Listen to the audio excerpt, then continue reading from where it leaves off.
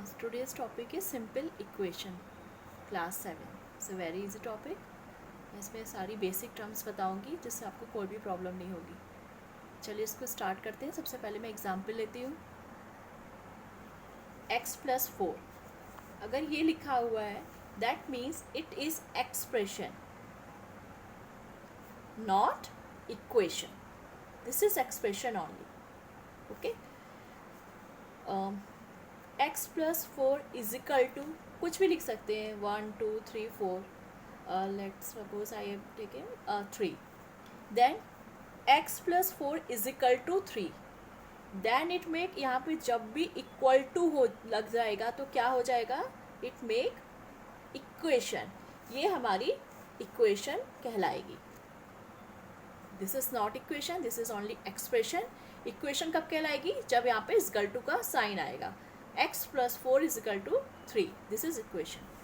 अब वेरिएबल्स क्या होते हैं, क्या x है, क्या है? This is x. कोई भी अल्फ़ाबेट्स नंबर के अलावा इक्वेशन में, कोई भी अल्फ़ाबेट्स नंबर्स के अलावा वो वेरिएबल्स कहलाते हैं. कुछ भी हो सकता है, A B C D M N P Q whatever, जो भी रखना चाहें या जो भी इस क्वेश्चन में है. तो नंबर्स के अलावा जो भी वेरिएबल्स होते हैं, जो भी अल्फ़ाबेट्स होते हैं, वो वेरिएबल्स कहलाते हैं. यहाँ पे कितने वेरिएबल्स हैं? 1 x. कई बार 2 वेरिएबल्स भी हो सकते हैं. लेट देखिए, अगर ये क्वेश्चन x + 4 3 y - 3 है तो एक वेरिएबल x, दूसरा वेरिएबल y. तो यहाँ पे 2 वेरिएबल्स हो गए. तो दीज आर वेरिएबल्स. फिर आती है अब इक्वेशंस. ये जो साइड है, this side left hand side कहलाती है and this side right hand side कहलाती है. तो इससे कोई फ़र्क नहीं पड़ता. Right hand side left hand side को अगर इंटरचेंज कर देंगे तो कोई फ़र्क नहीं पड़ेगा. राइट हैंड साइड को अगर हम सपोज ये लिख दें तब भी वो इक्वेशन सेम ही रहेगी, कोई चेंज नहीं होगा. अगर इंटरचेंज भी कर देते हैं तब भी प्रूविंग करने में कोई प्रॉब्लम नहीं आएगी. तो लेफ्ट हैंड साइड और राइट हैंड साइड दोनों हम इंटरचेंज कर सकते हैं. ओके. अब चलते हैं स्टेटमेंट्स क्या होते हैं. जो हम इक्वेशंस कैसे बनाते हैं उसके लिए हमें स्टेटमेंट को बहुत समझना ज़रूरी होता है कि एक्चुअली में वो कह क्या रहा है. इसके लिए अब जैसे x + 4 है, सिंपल सा. तो ये स्टेटमेंट क्या कह रहा है कि 4 is added to x gives 3. 4 is added to x gives 3. इस स्टेटमेंट कई सारे हो सकते हैं. हम इसको और तरीके से भी बोल सकते हैं, मैं आगे चल के आपको बताऊंगी. तो इस प्लस का मतलब ये होता है कि x में जोड़ा गया है 4 को, या 4x में जुड़ा है और 3 आया है. ऐसे माइनस का भी साइन ये होता है, x - 3 गिव 2. तो इसको ऐसे भी बोल सकते हैं, taking away 3 from x we get 2. okay, taking away 3 from x we get 2. that means x - 3 = 2. okay, next एक आता है कि 3 times x. इसका क्या मतलब हुआ?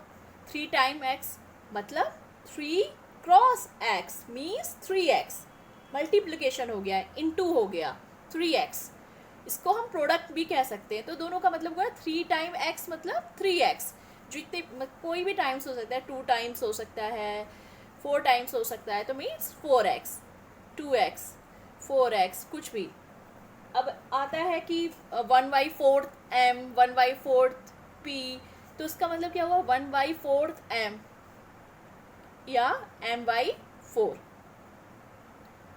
Half m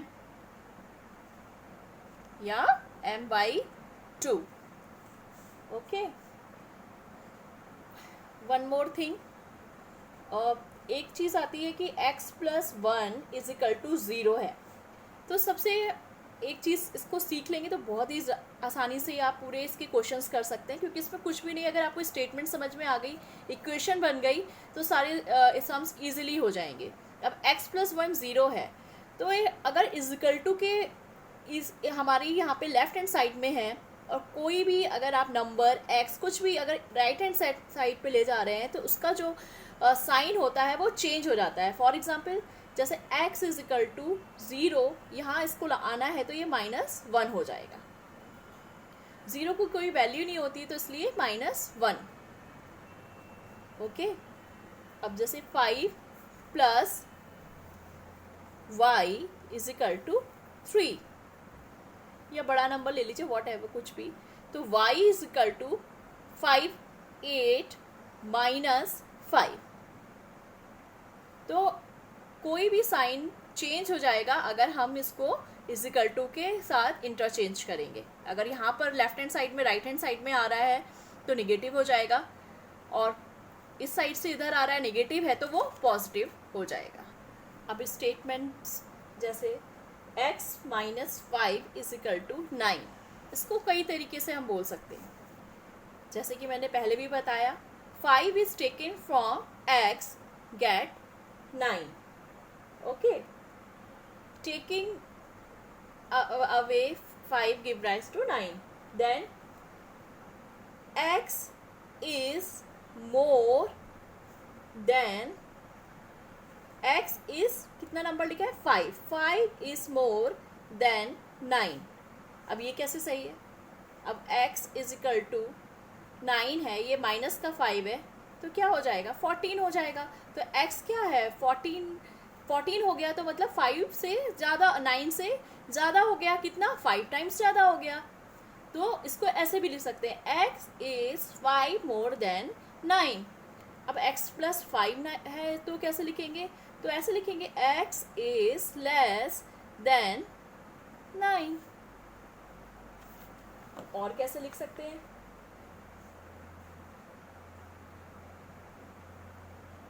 x is greater by 5 than 9. Same.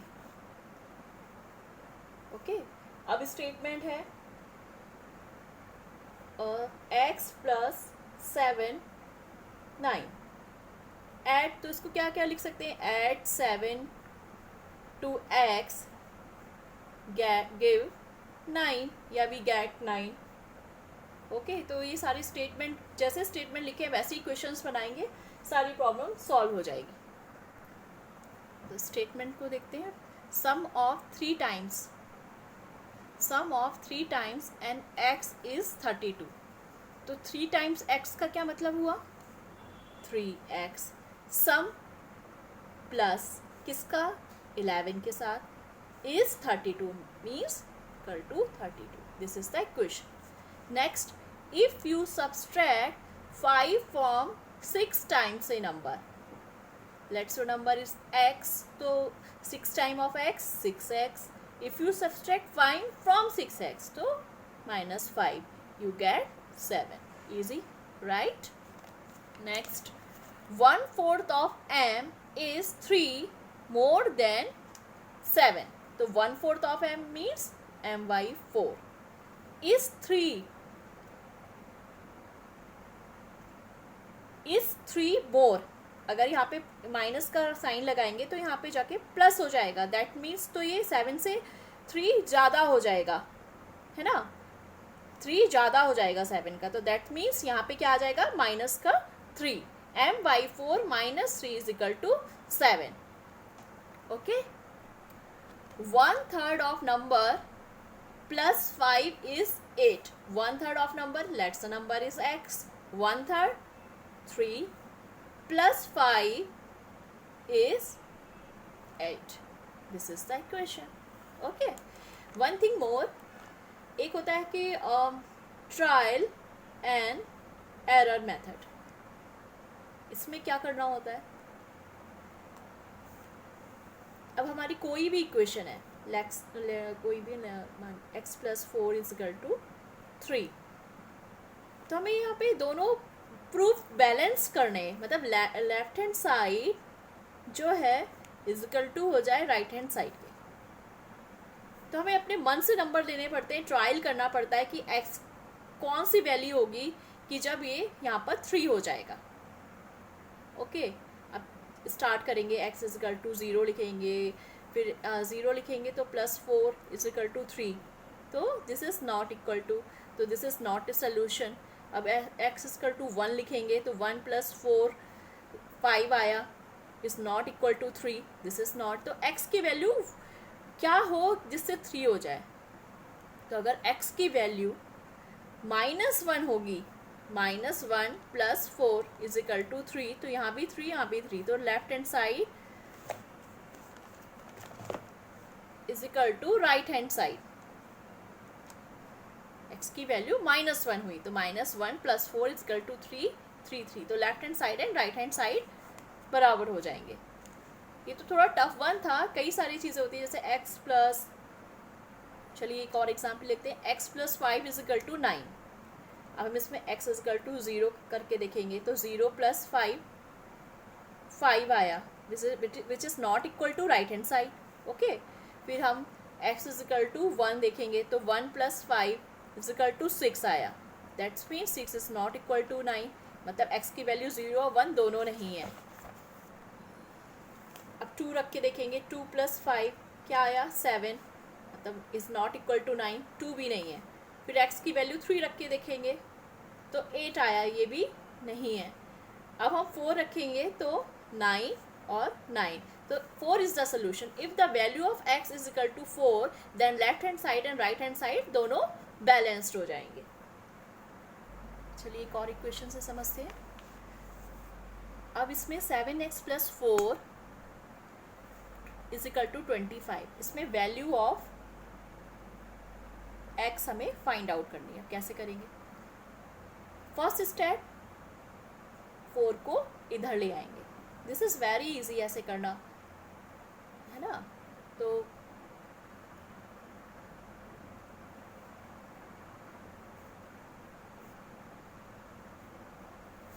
Otherwise क्या होगा कि आप वैल्यू पुट करके देखिए और 25 आ रहा है या नहीं आ रहा है, तो उसमें बहुत टाइम लग जाता है। आप ऐसे करेंगे तो इजी हो जाएगा। अब 7x और 21, अब क्या करें? अब हमें ये देखना है कि इसको हमें डिवाइड करना पड़ेगा। किससे डिवाइड करें? जिससे ये दोनों डिवाइड हो जाएं, क्योंकि डिवाइड जब हम करेंगे तो दोनों नंबर पे करेंगे। तो अगर हम इसको 7 से डिवाइड कर दें, क्योंकि 7 से ये भी जाएगा और 7 से दिस साइड भी जाएगा, तो dividing on both the side, dividing by 7 on both side,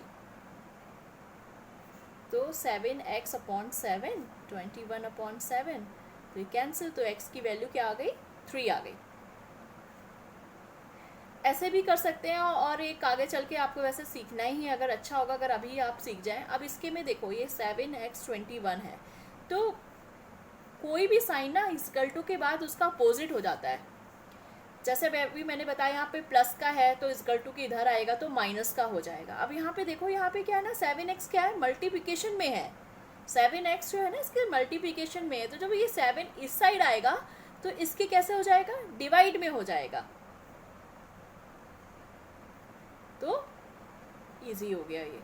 तो ये मतलब ये बहुत आगे चल के थोड़ा सा 8th क्लास में आप ज़्यादा अच्छे से समझ पाएंगे, लेकिन अभी समझ लेते हैं तो वेरी गुड।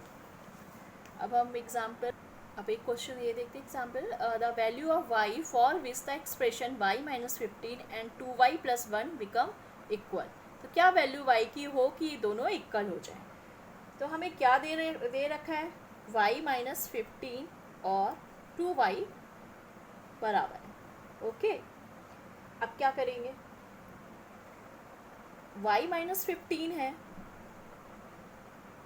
तो y की टर्म्स एक साइड ले लेंगे और नंबर्स हम एक साइड ले लेंगे। इसके लिए क्या करना पड़ेगा? 2y, y को हम इधर ले आए तो -y हो गया। ओके, यहाँ पे -15 पहले से ही है और ये +1 का इधर इस साइड आया तो -1 हो गया। y - 60, right? माइनस माइनस क्या होते हैं? प्लस हो जाते हैं, तो y इक्वल टू की वैल्यू क्या हो गई? -16 हो गई। अगर y की वैल्यू -16 है देन ये इक्वल टू बराबर होंगे, इसका मतलब ये है। चलिए और एक स्टेटमेंट देखते हैं। Questions, if a number is increased by 20 it becomes 45, then what is the number? If the number is increased by 20, let the number is x, कुछ भी ले सकते हैं, y, x, a, b, c, जो भी मानो. तो x plus increased by, that's mean plus 20 is equal to become 45. This is very easy. अब प्लस का है is equal to के इधर चला जाएगा, तो 45 minus 20, x is equal to 25. The number is 25.